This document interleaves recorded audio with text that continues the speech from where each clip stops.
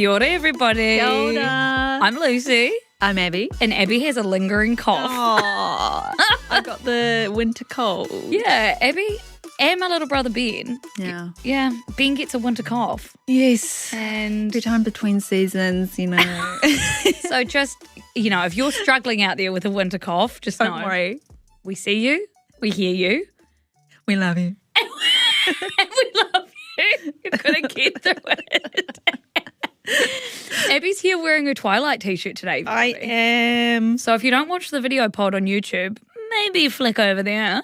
If not, just to see, it's a bit dirty. Oh, no, it's not. Sorry. It's vintage. No.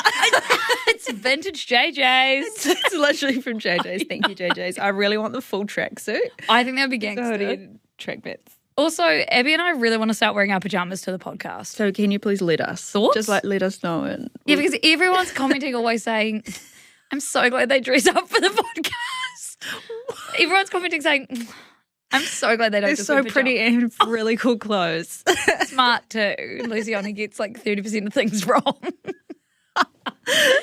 Oh, God. Okay. Today, from my end, we're going to be talking about the shooting at the White House Correspondents dinner, which I went on Instagram and I don't even know why. I just didn't even think when I was typing the caption, but I called it an active shoots. I was going yeah, there's an Aki shoots happening. It literally looked like I was saying Minty B. Yeah. It was active shoots correspondent and no one fucking pulled me up on it. No, they didn't. Everyone's just thinking I talk like that because I do. I also spelled potatoes potato, comma, S. Really, who lets me do this job? Also, I'm currently getting cancelled for posting hey, no one talk to me until it's confirmed, whatever, about Harry Styles getting engaged. Anyway, so my first story, Aki shoots at the White House Correspondents dinner. And then there are kids speed running through the Scientology buildings in LA. And I want to talk about that because it's fucking funny. I also have some insane Scientology facts for you. Okay. Because I know hardly anything, nothing. I feel like it'd be something that you would start researching and you'd find so interesting. Yes, I know, because I love a freaky culty story. What have we got going on in pop culture? Well, big Harry Styles update this morning. Breaking fucking news. Breaking my heart fucking news. Kidding. I'm actually not like that. I don't want to marry Harry. Go, say what you got to say. Noah Kahan releases a new album and documentary. That's not the breaking news. Oh, what? I'm gonna save it. Oh, so keep listening. Breaking news. Stay tuned for the breaking news. Stay tuned. We say breaking news and then make everyone wait for it. We're terrible news anchors. And singer David has been arrested and charged with the murder of 14-year-old girl Celeste Rivas Hernandez. That's something that I saw on TikTok ages ago, and I actually don't know much about the case, so that will be interesting. Yeah, because it is just really crazy. Fuck. So it's kind of mixing the news and pop culture today. Wow, what a fucking creep, David. Yep. Ew. But first, as we like to do at the start of each podcast, we have a little game called Shit Chat where we ask each other a question, get to know each other a bit better, let you guys get to know us a bit better. Abby, what is the question today? Okay, the question is, what is one topic you could write a whole book / have a whole podcast on? And Abby said this to me in the car on the way here, and I said, already done it, already wrote a book, already writ a book, already got a podcast. Mine's probably the internet. Yeah. It's so easy because my life is on the internet and it always has been. So internet, I reckon that's such a boring answer. Internet or the Lonely Island maybe because I know. Oh, that's a niche interest. What about you? Mine would be things like personality types, psychoanalyzing people. Oh, I would never read this book. Woo-woo, boring. No, podcast. Okay. Podcast would be so fun. I love all of that stuff. Yeah. And I love doing all the personality quizzes and trying to figure out why people are the way they are. Yeah. Not from a scientific level, just pure fun. And I don't want a scientific level. One thing about us. Pure fun and Delulu kind of Oh, yeah, they are Play an into it. ENFP. Yeah. And I fucking would do that. They're also a Libra. Yes. That's me talking about myself. Yeah, that's what I would love to do. Okay, well, guys, if you want that bad enough, maybe we do a spin-off Abby just on her own doing fake psychology. Literally fake. Yeah, doing Made up science. I don't know what I said. I don't remember. He's going like, I don't remember. Maybe that's what I said. We're going to start off with quite a big news story that me and you totally missed in the weekend because we were house hunting. We were. Abby and I were off looking at homes in Wellington because I want to buy a house at some point one day. And Abby's really good at interiors and knowing things about houses. So. And Lucy's impulsive, so. Yeah, I'm so impulsive. She loved every house, by the way. And by the way, so did you. Yeah. By the way, I was the less impulsive one because a lot of them needed work done. I said no, and Abby said, But I would do that. And then I looked at them and it's like, you need to replace the whole fucking mold and shit in the leaky house one. I literally looked at it and I thought, you'd have to rebuild the house. Literally. Anyway, so it's two dumb bitches telling each other, Buy you the should buy house. this. Anyway, side note, on the way home, Abby pulled up her Instagram and Brittany Broski, of all people, let us know that there was a situation happening in DC. Yeah, she just had a story that said, what is happening in DC? So I was like, Yeah, she literally Lucy was said, filling Lucy. up her car. And I was like, Wait, Lucy, what's happening in DC? I was like, Abby, we've been out. I don't know. Has it happened? Yeah, has it happened? Not yet, folks. But turns out there was an active shooter at the White House Correspondents' dinner, which, for those that don't know, the White House Correspondents' dinner is like, I called it nerd prom in my newsletter about this. It's basically where all the media or anyone that corresponds about the White House, like writes about the White House, whatever, they all go and have a big fancy dinner. It used to be something quite amazing to watch. Like Obama would always do a really funny speech. He'd get funny speech writers to come in.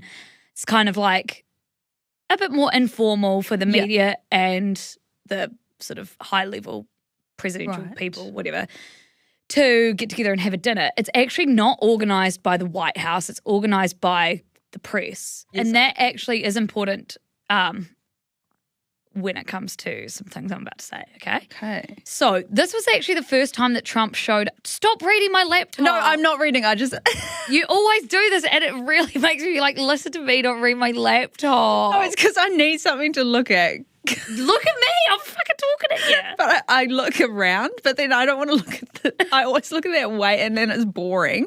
But at least with your screen, you move it.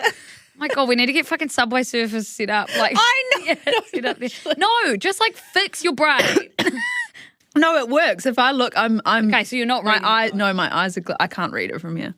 Okay. So this was the first time Trump showed up as a sitting president, not a standing one. No, which is fucking weird. But anyway, so that was kind of going to be a whole thing, like Trump's first time showing up to the White House Correspondents' dinner. Also, the entertainment was a mentalist, like a mind trick person. And he was doing a mind trick and then the shooting happened. That's really awkward. It's kind of awkward. And so initially it sounded like just trays dropping, like it sounded like an issue with the waitstaff. Yeah. But it wasn't. So what actually happened was a man named Cole Thomas Allen from California, he sprinted full speed through the security service checkpoint that was in the lobby. He was armed with 2 handguns, a shotgun, multiple knives, and he made it to a staircase leading down to the ballroom before he was tackled and taken into custody. So he didn't actually make it into the ballroom. Oh, Yeah. okay. So he was a guest at the Hilton where this was taking place, where the dinner was taking place, and that's how he got in there.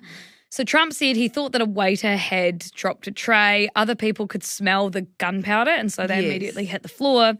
And then Secret Service agents were like climbing over chairs and like they pulled J.D. Vance off stage 20 seconds before they got Trump off stage. And then, did you see Trump fall? Yeah, I did. It's iconic. He fell on his ass. The dinner was then cancelled, but not before a bunch of guests were seen like grabbing bottles off the tables and like drinking them like on the way out. All of this is like That's deeply really unserious. random. And like one guy's under the table and he's still like eating his mashed potatoes or a that's salad funny. or whatever it was. That's like funny. that's so funny. But yeah, that's so weird. to be Is like, it like too normalized? yeah, like we got to escape, but first let me get that champagne off the table. Like that's so weird. Yeah. So, and a lot of people are saying that this was a strange event that sort of, I really don't want to get into conspiracy theory stuff here, but it was very like, everyone treated it quite low key. Mm-hmm. And then like the press secretary, Caroline Leavitt, like in a sort of interview thing before the dinner said, there will be shots fired. I saw that. And it's just like, so awkward. I mean, it just created a breeding ground for everyone to be like, this is staged, Yeah. false flag. Every time Trump needs something done, or like he's falling in the ratings or whatever, there is some sort of assassination attempt. So anyway, after the people grabbed the alcohol bottles, they finished up their meals and they walked out, Trump showed up for a press conference. And in his press conference, he said some things were normal by Trump standards and some things were just like, what the fuck?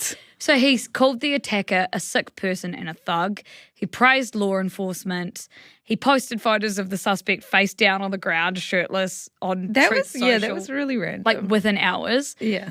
And then he used this incident to argue for the giant ballroom that he's building at the White House. So he said, this event would never have happened with the militarily top secret ballroom currently under construction.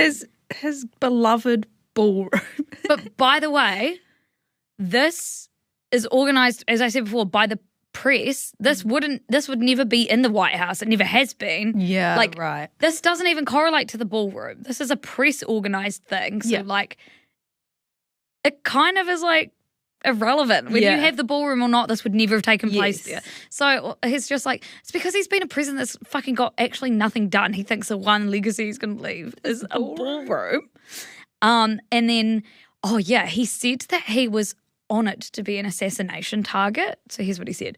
When you're impactful, they go after you. When you're not impactful, they leave you alone. Then he went on to say he'd studied assassinations and he said that the most impactful people are always the ones who get targeted. I hate to say I'm honoured by that, but I've done a lot. Oh, That is what he said. he is a weirdo. Fucking weirdo. And so just what we know about Cole Allen, the friendly federal assassin is what he called himself. What? So he's a mechanical engineer and a computer scientist. He apparently, and CNN did report on this, but I'm just going to say apparently to be safe, he wrote a manifesto which he sent to family members like 10 minutes before he did the attack, where he said he wanted to target administration officials, but he didn't want to target like guests, hotel people. He didn't want to target Kash Patel. He really just wanted to go for the top. Kind of classic. He wanted to fix the issues with today's world. Right. So he obviously just got radicalized by being downtrodden again and again and again.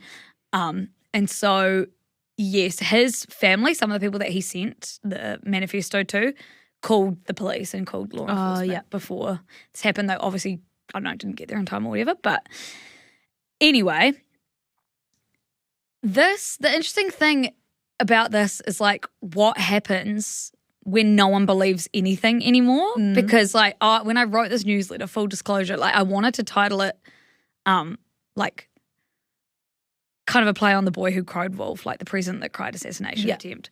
But I don't think it's good when we don't trust anything that's happening, because this distrust just means like no one believes anything, no one believes law, everything just goes into anarchy, blah, blah, blah. So, like, the facts are, this is why this is so, like, primed for a conspiracy theory, though. This is the third time Trump has been targeted since 2024. His team had the security footage immediately ready to go, like Truth Social had it so quick so they could post. They used the incident within hours to push for his White House ballroom, DHS funding, and a 60 Minutes interview. And then the one officer that was shot was wearing a bulletproof vest, is completely fine. Trump was back at the podium 2 hours later in his tuxedo, not looking very shaken, saying it was an honor to be the target. Like, all these things.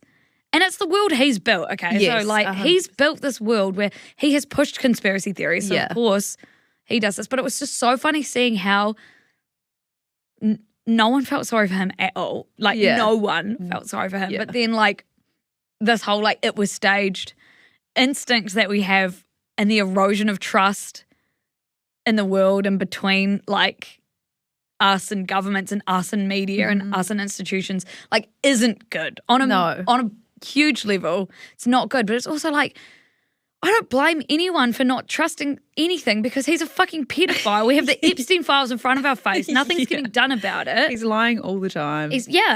So I'm not in any position to say, like, that it wasn't staged. Yeah. Which is fucked up because so even we're like weird. level-headed It's so people. But weird. I'm like, I wouldn't put anything past this man. Exactly. Like, but yeah, when we no longer have like one understanding of what is real, that is It's because then freaky. with everything that comes out next, we're going to be, Yes. and that's like, Side-eyeing. Yeah. Like, that is and not like, good. oh, we've got a new president. Yeah. Was that election actually Exactly. true? It's like, oh my God.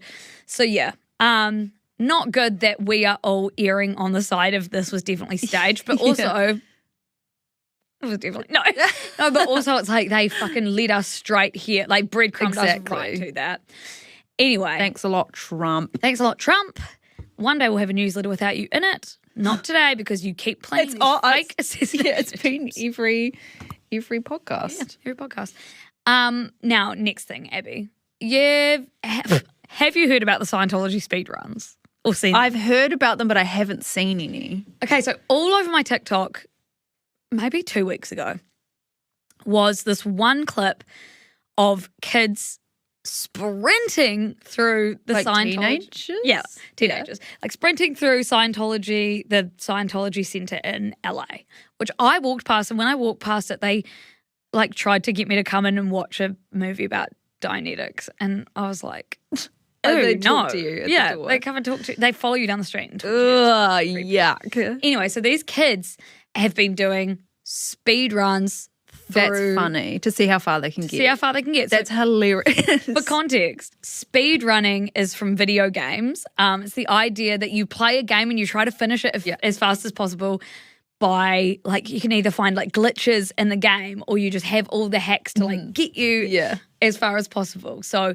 it's really funny that now this is being applied to Scientology buildings. Before we get into the speed running, I want to give you some facts about Scientology. Okay. Because honestly, for a world that I think talks about Scientology a lot, I don't think we're focusing on how fucked up the origins of it are. I have no idea what they believe. Okay, well, first of all, guess, I may have already told you this. Do you know where the first church of Scientology that opened up outside of the US is? No. New Zealand. We were first after the US. Oh, where? It's in Auckland. I used to bike past it every day to work.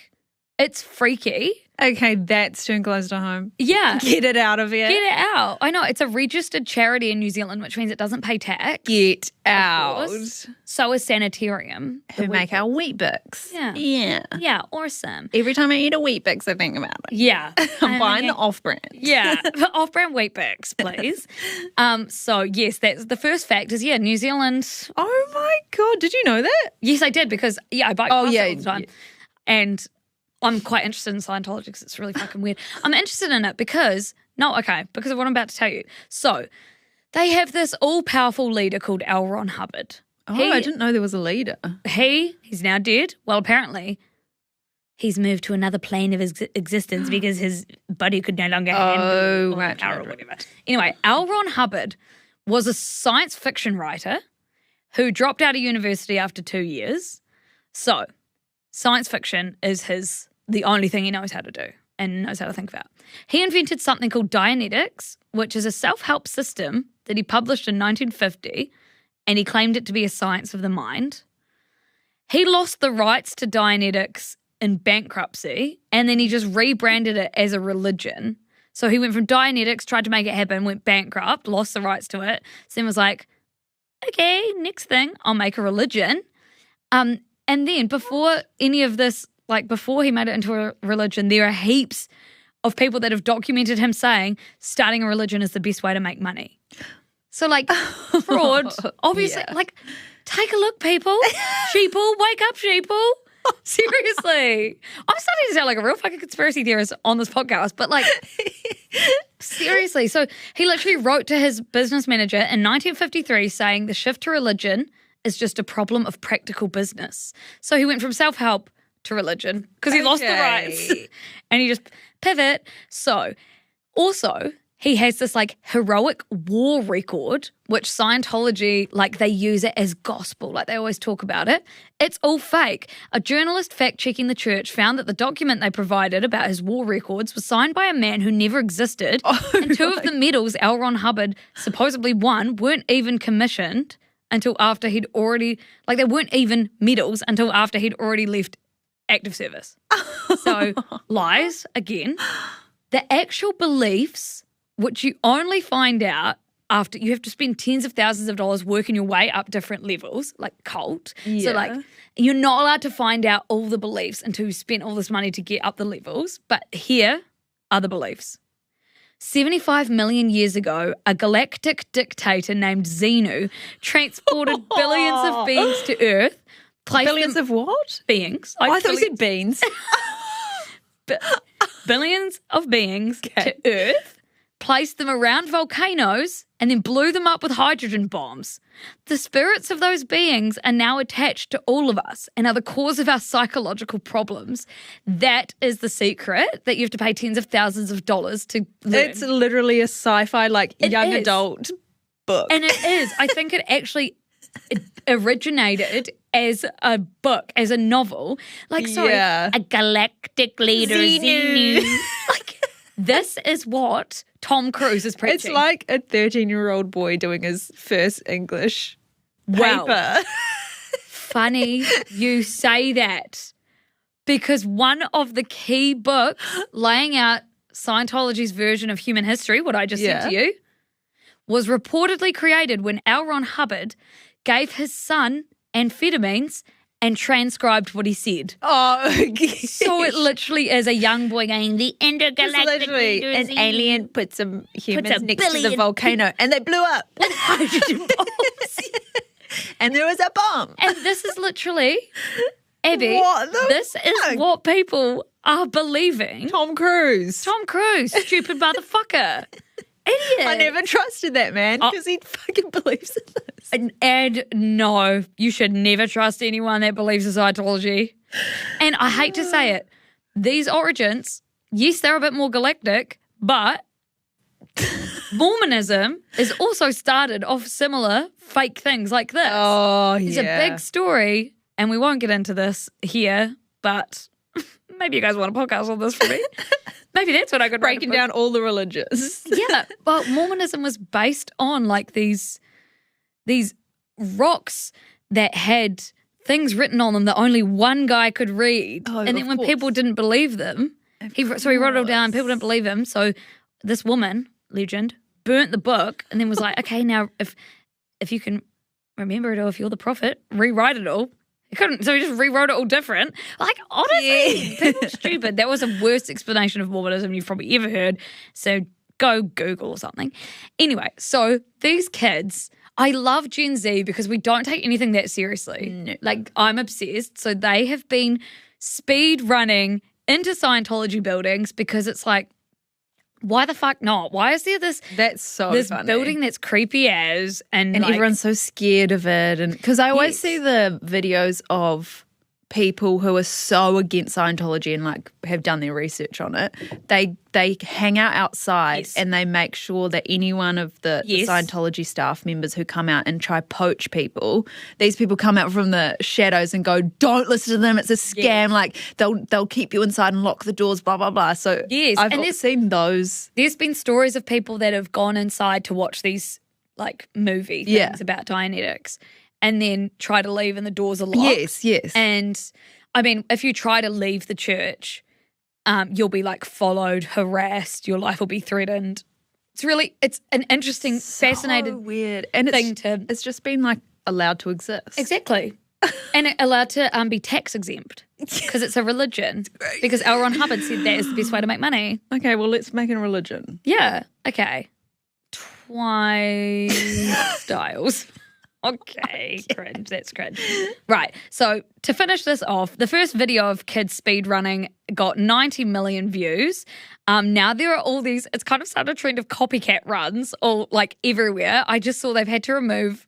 Shame. They've had to remove like the door handles and stuff off the Scientology building to stop kids running in. That is so funny. Someone on Twitter, this is just like where I love the internet. Someone on Twitter has started crowdsourcing all the footage and they're building an actual like hand-drawn floor plan of the like Scientology building. God. Which does kind of creep me out because when you have a floor plan and then it gets into the hands of the wrong person, it kind of like, okay, this was like a fun thing, but it could be dangerous. But what they do is also dangerous. Yeah. So, yeah, basically now all these people are doing it and the first person that ever did it was like, oh, I didn't mean for this to be a trend. But it's like, okay, well, there's like opening a box of chocolates and saying, yeah but you're not allowed to eat it. You know? Yeah. So anyway, it's just like the police are now investigating this and blah, blah, blah. A 19-year-old was arrested after firing a BB gun at a Scientology building. It's obviously not like part of the bit. But yeah, it's just like a feel-good story. That's really just funny. some facts about Scientology, which is fucking crazy that like we are not focusing enough on that. No. We should make an Instagram post Like about this. everyone knows about it, but not actually what's going on. No, and not actually the origins. That is hilarious. Anyway, so religious chat with Lucy and Abby. Now, let's do some pop culture. It's not about winners or losers, but we won. Pop culture time. Have you heard the news?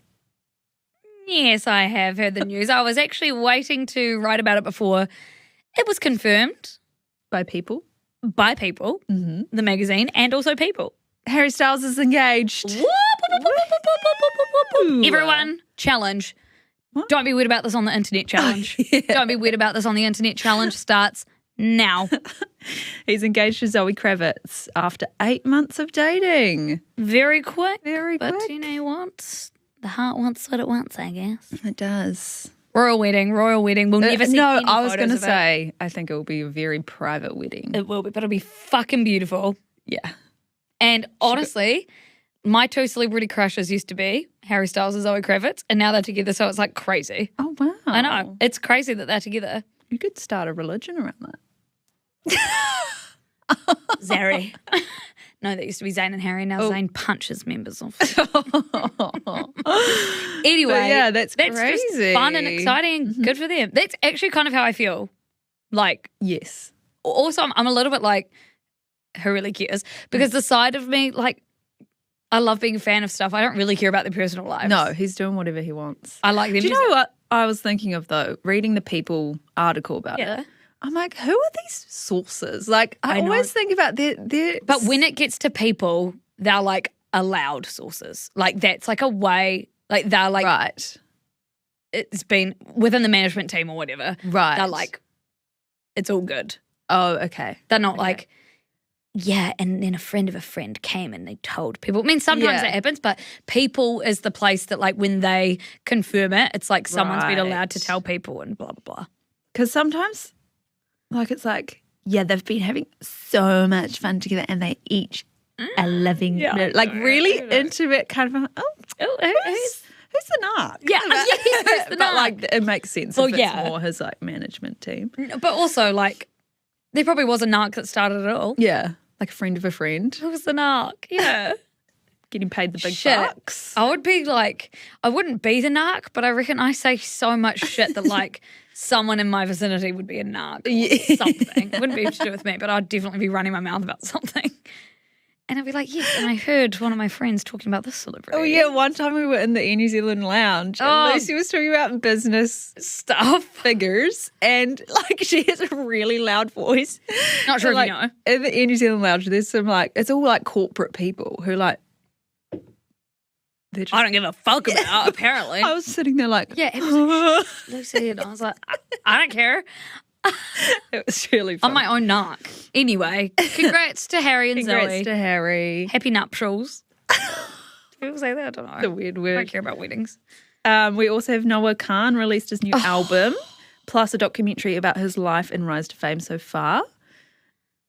Lucy's just taking a moment. Well, I am just taking a moment because Abby and I don't know if we talked about this on the pod. We didn't go into detail, but we watched the documentary at South by Southwest, the premiere. Noah was there. He's so cute.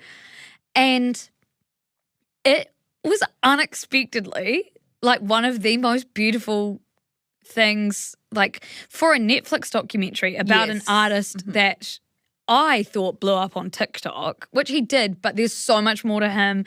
And his dad has a traumatic brain injury and it goes into that. He has like real body dysmorphia issues. It goes into that. Yeah. He's just such a fucking good person and normal. And he just wants to move back to a small town.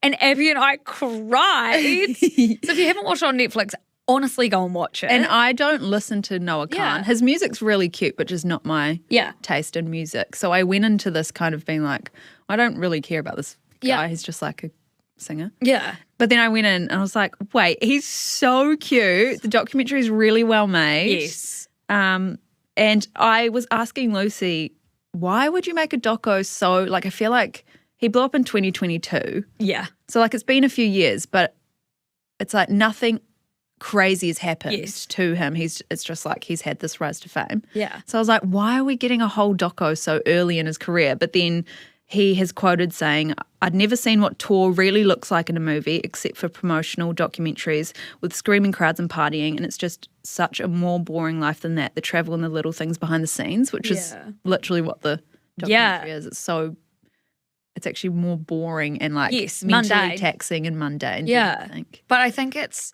also really interesting because the documentary basically gives you context to every one of his songs on Stick Season and on his new album, which often artists hide.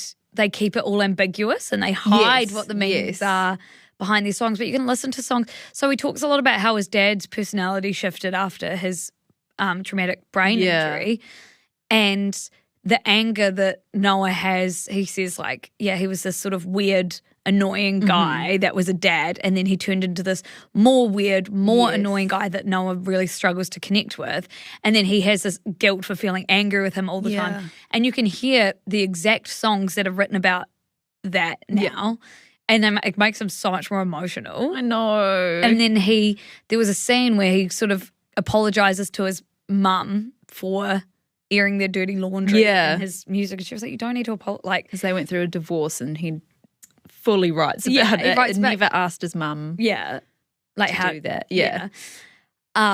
Which is like, that's his story to tell. I believe in that. But also it was just, and then anytime he'd talk about his body, and he's self-deprecating to the actual point of destruction. And it's really sad. Like, me and Abby were talking about this in the car, like he speaks it into existence. Yes, he does, because it's like I don't like look for content about him, but what I've seen of him, he's always making jokes about himself, and it's really sad. It's so sad. And like, he goes to therapy and he's like obviously trying to work on it.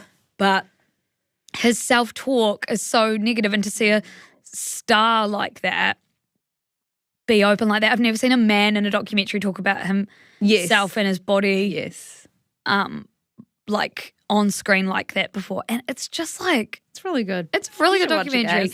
And then his album, it's made the album such more of a listening experience, knowing all of this. Yeah. Like when I first listened to it the whole way through, I was kind of like, oh, there's way less bangers, and like it's kind of all blending into one. But then as I've actually sat with songs separately, it's like, oh my God, well, that's about your sister. And now that like, you know his story. But it's interesting because it's like, it depends what you want out of an album, I guess. But it's like, should you need to have all this context to love an album? I loved his first album even without all the context. But it's just really good, and it's already gotten more like debut streams or performed better in the first few weeks than his original Stick Season, which was an iconic album. Yes. Anyway, I just love him, and he's coming to New Zealand. I really want to interview him. Oh, that would be really cute. I know, but get him on the pod. I know. I'm trying. Anyone, if you can make that happen, please. And my last story is really sad. Singer David has been arrested and charged with the murder of 14-year-old Celeste Rivas Hernandez. And just a warning, this little graphic, not nice to hear. So David, have you heard of him? Like, do you know anything about him? How's his name spelled? D4VD is his I've seen it. stage name, but you just say David. But I don't know any of his songs. Okay, so he is a 20-year-old David Anthony Burke. His famous songs are Here With Me and Romantic Homicide. Oh! Yep. Romantic Homicide. Yep. He was chosen to be one of the openers for SZA's 2003 SOS tour alongside Omar, Apollo and Ray. So he's like up in he's up in the industry. Yeah, okay.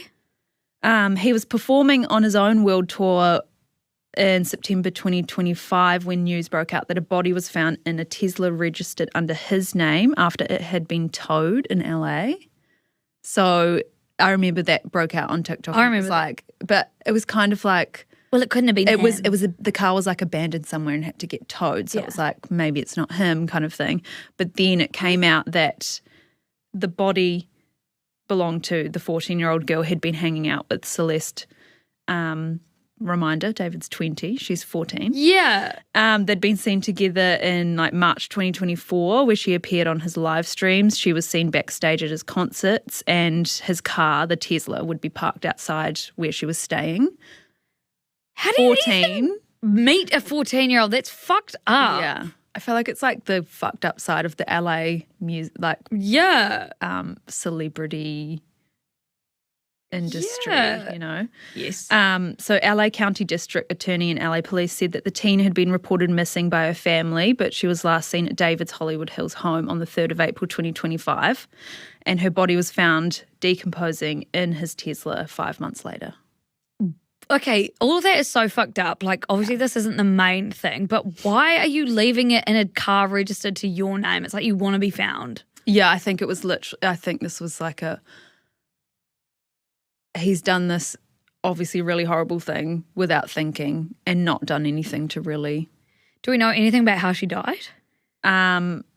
So prosecutors allege David sexually abused the teen before killing and dismembering her. Jesus fucking Christ. Like, it's really dark. She's 14. Yeah, and also he's a full-on celebrity. Yeah, he was on world tour while she was in the back of his Tesla. This is psychotic. Yeah. And it's weird because if you go on his Instagram, all these like TikTok influencers who we see on the daily are like commenting on his, like they've been friends with him. That's freaky. So it's really like close to all of that.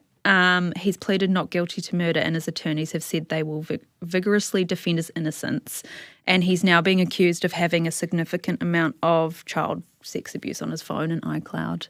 So it's just getting worse and worse. Do we know when it's going to be tried? Trial is scheduled to begin May 1st. Oh, God. Yeah. Well, I mean, kind of whether he comes out guilty of the homicide or not, which I think he probably will, him having that on his phone and stuff is also illegal. Yes, so. exactly. Okay, that's fucking disgusting. Oh, it's so gross. God. I don't know how he thought, why he did it, or why he thought he could just like carry on as usual. Like, people going to his concerts while he has a body in his trunk. Well, yeah, and I don't want to say this as defense, but like that shows fucking mental illness. 100%. If you're that disassociated from what you've done and your actual life. Yeah. Or is it the whole celebrities thinking they're untouchable thing? Yeah. I think it's... I don't know. Oh, God. Well, please tell me you've got something nicer than that on your radar. On my radar, I'm rewatching Handmaid's Tale because Lucy's finally starting it for the first time. Fuck. It's one of my favourite TV shows ever. It's so... I'm loving rewatching it, but it's the creepiest. I mean, not a hot take. It's so creepy. Yeah, because it's too close to home. Yeah, because... to America. Seeing the ICE agents and things in the airport in the last... I know in season 2. Yeah. I'm sorry... And Margaret Atwood wrote this, back in the 50s? 80s. Still. Yeah. She'd be predicting the future. Yeah, it's just such a good show and it gets so crazy. Crazier. Yeah, crazier. And we're reading Fame Sick by Lena Dunham for book club for May. Can't wait. I actually can't wait. I'm really excited. I've seen lots of spoilers, but I've seen, I keep seeing more. So it's like there's so much to read about. Oh, and I've been avoiding. So funny. Usually I lap up any Lena Dunham content because we have been like starved of it for years because she got fucking bullied off the face of the earth. And I've always loved her so much. And now I'm just so excited, but I've been having to avoid everything. So I'm just going to become I'm going to Lena Dunham Max when we can read the book and I can read all the content. I know I might rewatch Girls because Abby loved Girls. Oh, I loved it so much. It's so funny. Yeah. Speaking of maxing, I'm currently Michael Jackson maxing. Because I went on my radar. I went to see the movie last night, which weirdly Abby and I have spoken about before because I've been looking forward to this movie as someone that is not a Michael Jackson fan, doesn't listen to his music, totally creeped out by him, like only knew the Michael Jackson that was full like wig, nose job, ghostly looking face, pedophile. That's all we knew. And suddenly she thinks he's iconic. No, it's not that I don't think he's iconic. It's just that this movie was just like, it only shows him up to like, he's still young, only after the release of his first album. Yeah. So it doesn't show the creepy shit. And Abby was saying, she was like, yeah, people that grew up with him in the 90s only know the creepy one. But the people like that like grew our up parents. with 70s and 80s. Like, no. He was iconic. Yeah. And then we went, we ain't seen that. He's only iconic because he's alleged pedophile. This movie was just like, had me grooving in my seat. I wanted to fucking moonwalk home. I literally got home. I was, no, she keeps saying, Shamona. And it's all around the flat. We're having it. Lucy, shut up. We've had to actively stop this from becoming something that I say all the time. Yeah. But it's the magic of a biopic. Yes. They are honestly one of my favourite genre of movies. They are. A music biopic. Yes. Oh, a music biopic. So I am eating it up. Currently MJ maxing, but also holding space for the fact that he's a total creep. I'm also reading a book that we got sent. We're reading The Correspondent this month for book club, and it's fucking amazing. We got sent this beautiful, beautiful edition of it with a cover that's like so loosey coated. Actually, I was looking at it. It's like orange and yellow, so pretty. And they also sent us a book called The Midnight Show, which is based on SNL, or like very close, but it's on a Friday night, and it's about like woman comics. And if you've read romantic comedy, it's kind of like that, but it's actually better. And it's about this woman who, it's written like Daisy Jones and the Six, where it's done through interviews with everyone who knew this woman. She has since died, but she was like she was so weird and like an icon in female comedy. And she's trying to figure out how she actually died or why she actually died. And it's an interview with all the people around her, and we don't really know how she died, but it's like that, like in the 80s comedy, they're all doing drugs, like they have all these musical guests on, blah, blah, blah. They're all like fucking each other and stuff. It's like crazy, but it is such an enjoyable read. It had the ugliest cover, so I didn't really want to read it. Hard cover book, so I threw the hardcover. I threw the sleeve away. I put it in the bin, and now it's just black with a gold, the midnight show on the side. It's really good. I'm really interested. So don't judge a book by its cover, or throw the cover away and then read it. But Abby and I actually have to go and record our book club podcast for you all. The review of the correspondent. Might cry. Probably will cry. This book, 5 stars, everyone. Recommend. You should join our book club because we read books like this, then we're reading Fame Sick, then we're reading Make It Make Sense, then we're reading ones that you choose. It's such a cute book club. Best place on the internet. Yes. And so we'll see you on the book club, or we'll see you next week on the pod. See you. Bye, guys.